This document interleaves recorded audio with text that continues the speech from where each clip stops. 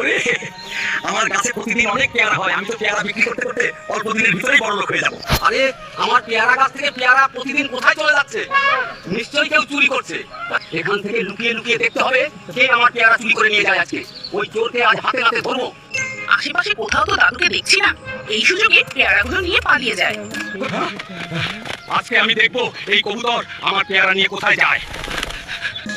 এই তো বাসায় চলে এসেছি, তাড়াতাড়ি ঘরের ভিতরে ঢুকে পড়ি। ও, বুঝতে পেরেছি।